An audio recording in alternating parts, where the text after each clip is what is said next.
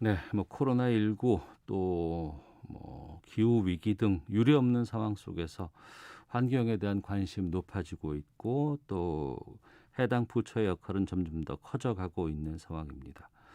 올해도 환경은 중요한 한 해가 될 것 같습니다. 환경부 홍정기 차관 모시고 좀 전반적인 얘기 들어보도록 하겠습니다. 어서 오세요. 예, 안녕하세요. 반갑습니다. 환경부 차관입니다. 예. 지난해 돌아보면 정말 어마어마한 한 해를 우리가 보냈습니다. 뭐 코로나19도 있었고 집중호우도 있었고 장마도 참 왜 그렇게 길었는지 또 올 초에 추위는 왜 그렇게 심했는지 이게 다 환경 문제와 관련이 되어 있다는 걸 알게 됐고요. 그렇다 보니까 지난해 환경부의 여러 가지 역할들이 좀 있었던 것으로 알고 있습니다. 기억나는 것도 뭐 그린 뉴딜, 뭐 탄소 중립 선언 어떤 일들이 있었습니까? 예, 작년에 이제 코로나19가 시작되면서 여러 가지 이제 국민들이 경제적으로도 어려움이 있으셨고 그 네, 와중에 아나운서님께서 말씀하신 것처럼 이제 이 홍수라든지 여러 가지 이제 기후 위기 상황들을 맞았습니다. 그래서 네, 저희 정부에서도 이런 그 기후 위기, 환경 위기를 극복하면서 또 경제 위기도 같이 국민들이 이겨낼 수 있는 그런 것들이 필요하다 네, 해서 나온 것이 이제 그린 뉴딜이었습니다. 네. 그래서 작년 7월에 그린 뉴딜이 발표되면서 음. 2025년까지 정부에서 73조 4천억이라는 돈을 투자를 해서 네. 또 이 거기에서 그걸 통해서 이제 이 66만 개 일자리도 창출하는 음. 그래서 여러 가지 이 공공 건축물을 그린 리모델링을 한다거나 네. 오래된 학교 같은 것도 에너지 효율성을 높이는 그런 건물들도 바꾸는 노력 네. 그리고 수소차, 전기차 어. 기존의 이제 미세먼지 문제도 해결하고 예. 온실가스도 줄일 수 있는 그런 이 미래차 대책도 해서 25년까지 이 전기차 같은 경우에는 113만 대, 어. 수소차도 20만 대를 보급하기 위한 그런 정책들을 작년에 만들었습니다. 예. 그래서 그런 그린니들 정책을 재정 정책을 추진하면서 이제 그래서 작년에 추경도 했었고요. 예. 그래서 그거는 이제 재정적으로 뒷받침해 오던 것이 사실 이제 19년도부터 또 하나 논의됐던 것이 우리나라가 2050년까지 네. 탄소 중립을 목표로 할 것이냐 말 것이냐에 대한 논의들이 전문가들을 중심으로 또 국민들 사이에 있었고 네. 그렇게 논의를 하게 된 거는 작년 말까지 유엔에 저희들이 우리 대한민국의 입장을 제출하게 돼 있었습니다. 네. 우리나라는 탄소 중립과 관련해서 2050년에 탄소 제로로 갈 것이냐 음. 아니면 75% 정도만 뭐 감축할 것이냐 네. 50%만 감축할 것이냐 아, 예, 예. 이런 거를 결정하기 위한 논의들을 19년부터 쭉 해왔고요. 예. 작년 10월에 정부에서 우리나라도 2050년 탄소 중립, 어. 탄소 제로로 가야 된다. 예. 이런 것들을 선언을 했고 음. 작년 말에 유엔에 탄소 중립 목표를 대한민국의 비전으로 제출을 하는 그런 아주 대전환의 그 시기가 있었습니다. 예. 하나씩 좀 살펴보도록 하겠습니다. 예. 2019년 봄, 뭐 2월, 지금 2월입니다만 2월, 3월 이럴 때 된다 그러면 항상 걱정됐던 게 미세먼지 수치가 어떤 것인지, 아침에 출근할 때 좋을 것인지 나쁠 것인지 예. 이거 확인하고 저희들 다 출근했었어요. 예, 맞습니다. 근데 이거 안 바뀌는 거 아니야라고 걱정했는데 또 지난해는 코로나 때문인지는 모르겠는데 아니 봄에 이렇게 날씨가 좋고 화창한 봄날을 우리가 맞을 수 있구나라는 생각이 들었거든요. 미세먼지 상황은 지금 어떻습니까? 예, 저희들이 미세먼지가 작년 기준으로 보면 상당히 많이 개선이 됐습니다. 네. 저희 초미세먼지 농도가 23에서 26 마이크로그램 정도였었는데 네. 작년에 19 마이크로그램으로 상당히 많이 이 개선이 됐고 실제 국민들께서도 이 작년에는 그런 뭐 고농도가 미세먼지 고농도가 왔거나 네. 뭐 이런 것들은 크게 기억을 못 하실 걸로 생각을 합니다. 네, 그렇군요. 지난해 그 환경부 업무 관련된 키워드를 보니까 녹색 전환이었는데요. 올해도 이거 좀 이어가는 겁니까? 어떻습니까? 예, 그렇습니다. 이 작년에는 뭐 이 녹색 전환을 이루기 위한 하나의 이제 기반을 마련을 했고요. 예. 그런 것들이 이제 그린 뉴딜을 통해서 음. 정부의 재정 정책이 25년까지의 투자 계획이 만들어졌고 네. 그거를 통해서 저희들이 뭐 미래차 보급이라든지 또 이 공공기관 건물이라든지 이런 것들을 리모델링하는 사업들을 추진을 하고 있고요. 예. 또 환경부 차원에서도 이제 지방자치단체들이 중심이 돼서 그런 녹색 전환을 이루어야 되기 때문에 네. 스마트 그린 도시라는 사업을 작년부터 추진을 해왔습니다. 네. 그래서 저희들이 한 25개 지자체를 대상으로 추진을 했는데 실제로는 한 100개 이상 지자체가 그 응모를 했습니다. 아, 참여하겠다고요? 예, 예. 예. 그래서 그걸 선정하는데도 사실 엄청 그 어려움이 많이 있었습니다. 그럴 어. 정도로 지자체들의 뭐 참여랄까 이런 것도 많았고요. 예. 이제 올해는 그런 것들을 바탕으로 해서 어. 저희들이 이제 실질적인 성과를 내야 되는 그런 상황입니다. 그래서 작년에 저희 환경부도 녹색전환 정책관실을 새로 만들기도 했고 또 금년에는 정부 차원에서도 이제 탄소 중립을 네.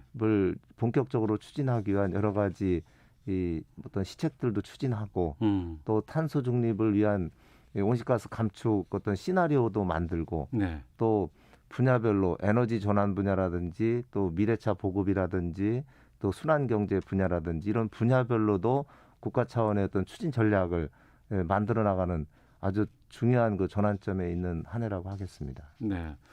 우리가 위기를 겪어보면 큰일 났다라는 걸 체험할 수 있잖아요. 예, 그렇습니다. 그때부터 마음가짐이 좀 달라지거든요.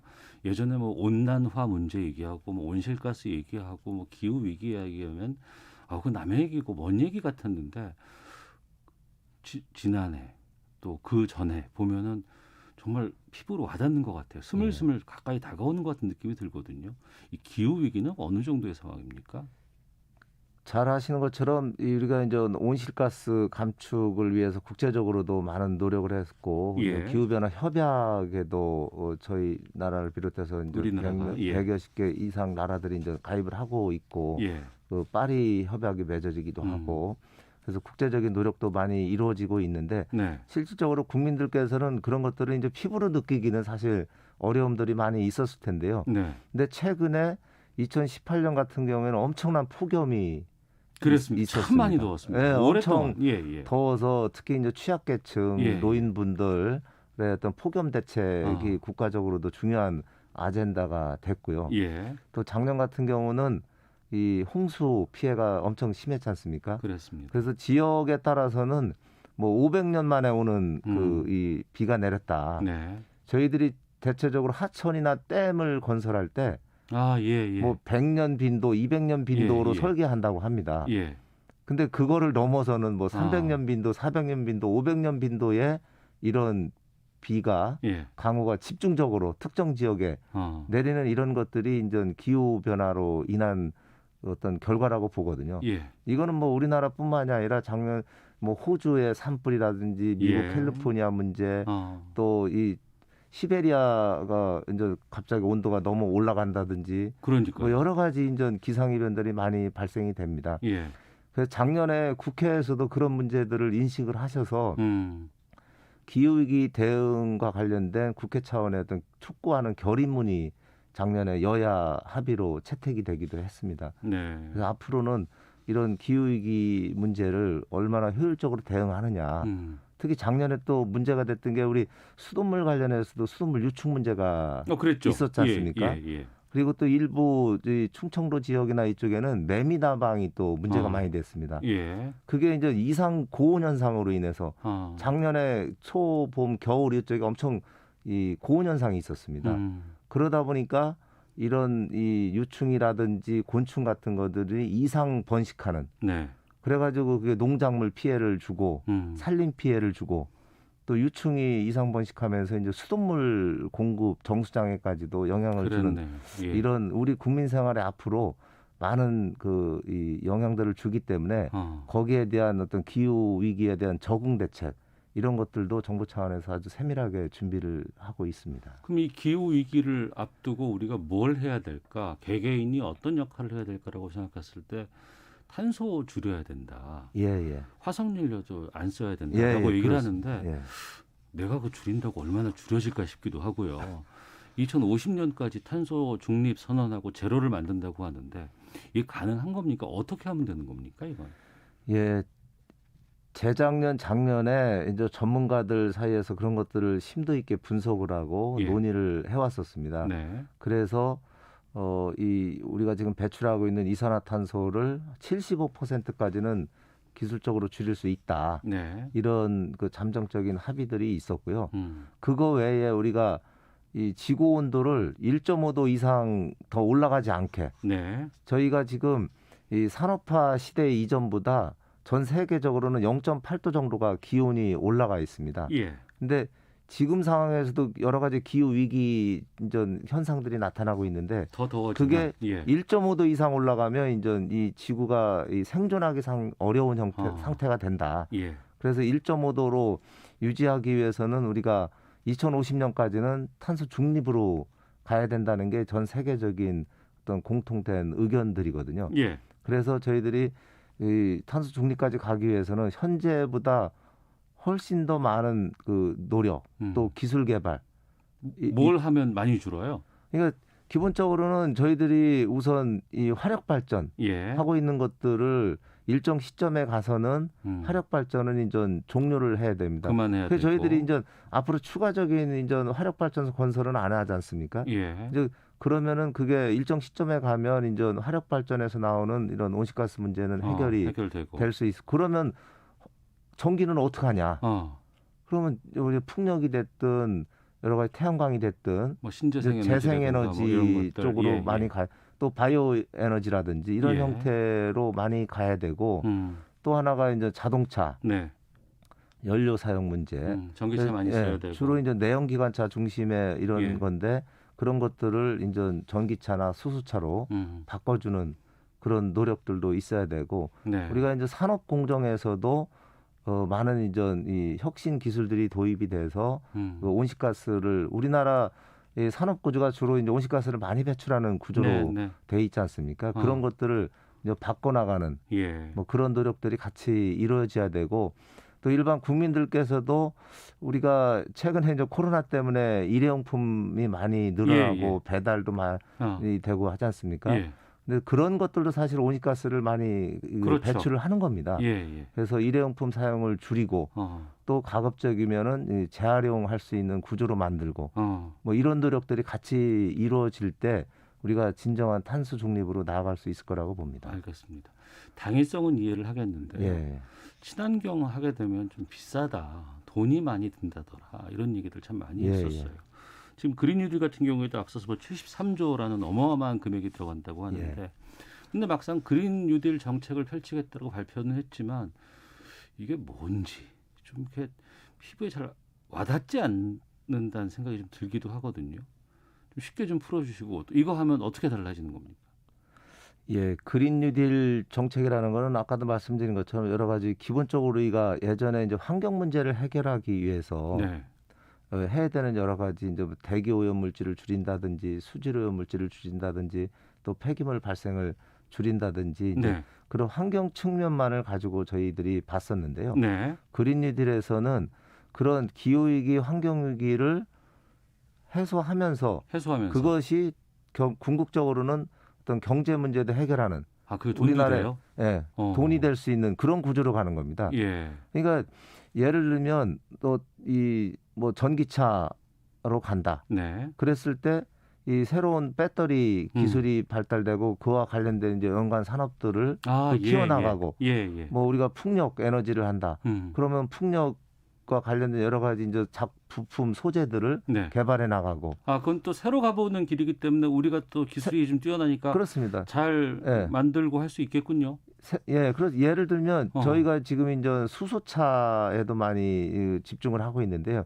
우리나라가 수소차 관련된 기술들이 많이 앞서 있습니다. 그래서 작년에도 그 수소 트럭 같은 경우는 그 유럽에다가 뭐 1,000대 이상 수출도 하고 그런데 이제 아직도 우리가 또 부족한 부분도 많이 있습니다. 예를 들어 수소 충전소가 수소 차에 비해서 좀 부족해서 이제 국민들이 불편을 겪고 계셔서 저희들이 작년 하반기부터 집중적으로 수소 충전소 특히 이제 수도권의 부족한 현상들을 해소하기 위해서 작년에 전국적으로 70기를 그 충전소를 설치를 했고 금년에도 그 110기 이상을 설치해서 180기 이상의 충전소를 설치를 해나가려고 하는데요. 네. 이 충전소를 설치하는 것과 못지않게 중요한 게 기술 개발입니다. 네.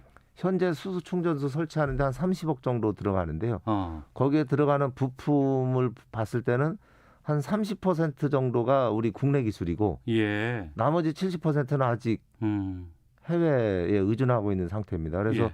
산업통상자원부가 중심이 돼서 이 부분은 국내 기술 개발을 해서 예. 우리가 뭐 25년 정도까지는 이제 이 순수 국내 기술로도 이런 충전소를 만들 수 있는 이런 이제 기반들을 만드는 거거든요. 우리가 네. 일본 수출 규제 관련해서도 이제 소재 부품 장비 해가지고 예, 소부장을 세게 해서 이제 그런 문제들 극복을 해오고 있지 않습니까? 예. 이런 이제 그린 뉴딜 탄소 중립과 관련해서도 이 우리가 이제 그런 기술들을 가지고 네. 어떤 산업화하고 그리고 앞으로는 그 해외 수출할 때도 해외에서도 우리나라 기업이 뭐 제품을 수출할 때 네. 그 아리백이라고 하는 것을 봅니다. 그건 뭐예요? 그러니까 그 기업에서 이 쓰는 모든 에너지가 재생에너지로 만드는 거냐? 친환경적으로 제대로 만들었는지 이것이 그러니까 또 그 기업에서 쓰는 에너지가 화석 에너지를 썼다. 예. 이러면은 이제 우리는 당신네들 물건 수입 못한다. 예. 이렇게 이제 지금 선진국에서는 그런 것들까지 요구를 알겠습니다. 하고 있는 상황입니다. 예. 그러면 우리 일반 국민들이 좀 나름대로 관심 갖고 실천할 종목 좀 여쭤보겠습니다. 코로나 때문에 어쩔 수 없이 일회용품 많이 사용할 수밖에 없거든요. 먹을 때도 그렇고 뭐 배출할 때도 그렇고 다 그런데 이거 줄이기 위해서 좀 많이 도와주시면 안 될까요 싶은데. 예, 저희들이 이제 그거를 국민들께서 편리성을 추구해서 사용하는 건 어쩔 수 없습니다. 네. 그 부분은 어쩔 수 없고 그래서 근본적으로는 이제 플라스틱 제품을 이 다른 제품으로 이게 전환할 수 있는 그런 기술 개발 네. 이런 것들을 하고 있고요. 그래서 이 플라스틱은 어차피 이제 석유에서 나오는 거 아니겠습니까? 그죠? 그래서 그것들을 근본적으로 탈플라스틱 하기 위한 탈플라스틱 대책을 작년에 정부에서 발표를 했는데요. 네. 그러기 위해서는 일단 플라스틱을 다른 재질로 바꾸는 노력 그런 게 하나 있고 네. 또 이 소비자들께서 잘 못 느끼시겠지만 배달 음식 올 때 보면 그 용기에 이 두께라든가 이런 것들을 저희들이 많이 줄여 나갑니다. 그러니까 두께를 뭐 20% 30% 이게 줄이면서 플라스틱 사용량을 줄이고 또 금년부터는 일부 지자체를 대상으로 시범적으로 그러니까 배달하는 것들을 다회용기를 써서 한 번 하고 이제 버리는 일회용품이 아니라 다회용기를 가지고 이제 계속 사용할 수 있는 그런 시범 사업들을 해나가서 그런 것들을 좀 확산시키고 이런 노력들을 하면 이 일회용품 사용이나 이런 것들을 획기적으로 국민들께서도 줄이는데 이제 불편함이 없이 가급적 동참하실 수 있도록 정부에서도 많은 노력을 할 필요가 있습니다. 주어진 시간이 다 돼버렸어요. 예. 그래서 마지막으로 환경부 차관으로서 좀 국민께 이 시점에 좀 하고 싶은 말씀 있으시면 짧게 좀 부탁드리겠습니다. 예, 참 이 코로나19로 우리 국민들께서도 참 그 작년부터 어려움이 많으시고요. 그 와중에 또 우리가 환경도 생각해야 되고 경제도 생각해야 되고 어려움이 많습니다.